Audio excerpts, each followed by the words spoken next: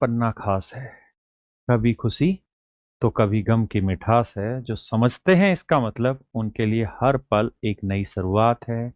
मेरे प्यारे बच्चों, मैं राकेश यादव आप सभी का इस वीडियो में स्वागत करता हूं। मेरे प्यारे बच्चों, आप जानते हैं कि रेलवे, जैसा उन्होंने कहा था कि हम अपनी वैकेंसी निकालेंगे, तो बैकडोर से धीरे धीरे ही सही लेकिन वैकेंसी लाते जा रहे हैं। मेरा काम एक ही है कि हम अपनी लड़ाई भी जारी रखें और अपनी पढ़ाई भी जारी रखें।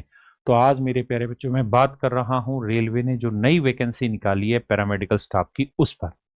मेरे प्यारे बच्चों, सबसे पहली अच्छी चीज तो यहाँ पर यह है कि ये जो वैकेंसी है 2025 की तीसरी वैकेंसी है।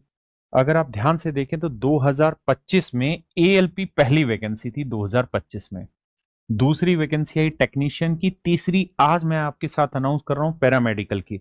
चौथी वैकेंसी होगी मेरे बच्चे आरआरबी जेई की, और पांचवी वैकेंसी होगी एनटीपीसी, छठी वैकेंसी होगी ग्रुप डी।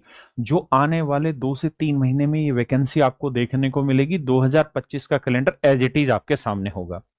मेरे बच्चे आरपीएफ शायद अब नहीं आ पाएगी। कारण क्या है कि आपने थोड़े दिन पहले नोटिफिकेशन रेलवे की तरफ से देखा होगा कि आरपीएफ वाली जो वैकेंसी रहती थी वो अब वाया एसएससी भरी जाएंगी।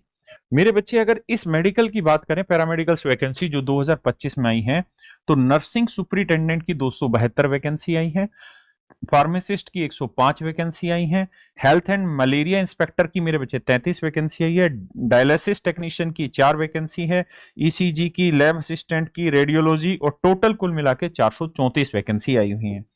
मेरे बच्चे, अगर इन 434 वैकेंसी की हम बात करें, तो इनका जो एग्जाम होने वाला है वो ऑनलाइन होगा। 9 अगस्त से 8 सितंबर तक फॉर्म भर सकते हैं, और जो सैलरी होगी वो अलग अलग पोस्ट के अकॉर्डिंग अलग अलग है।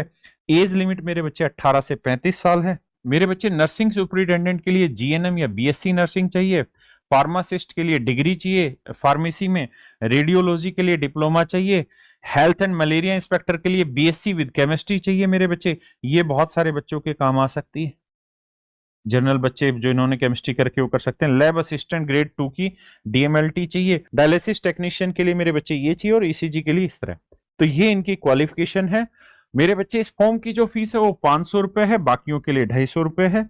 और मेरे बच्चे, एग्जाम का जो पैटर्न है उसमें 70 सवाल तो ऐसे रहेंगे जो आपके उस टीम से होंगे। नर्सिंग है तो नर्सिंग के लिए, डायलिसिस वाला इंस्पेक्टर है तो उसके लिए, तो सारी चीजें प्रोफेशनल एबिलिटी 70 क्वेश्चन आएंगे। मेरे बच्चे, जनरल अवेयरनेस के 10 सवाल आएंगे, मैथ के, रीजनिंग के 10 सवाल आएंगे, और मेरे बच्चे साइंस के भी 10 सवाल आएंगे। कुल मिला के 100 सवाल होंगे, 100 नंबर के होंगे, और 90 मिनट का ही पेपर होगा। मेरे प्यारे बच्चों, ये वीडियो मैं क्यों लेके आया, उसके पीछे का उद्देश्य ये है कि मैं क्रोनोलॉजी समझा दूं। एएलपी टेक्नीशियन फार्मा मेडिकल आ चुका है, अब जेई की बारी, फिर एनटीपीसी ग्रुप डी की। देखिए, चाहे अनचाहे एक बात तो तय है कि 2025 का कैलेंडर फॉलो होने लग रहा है, 2025 की वैकेंसी आ रही है। और मेरे प्यारे बच्चों, बहुत जल्द आप सबके साथ मैं रेलवे के इतिहास की सबसे बड़ी क्रांति लेके आऊंगा अगले सप्ते में। आप सब जुड़े रहिए। नमस्कार, धन्यवाद।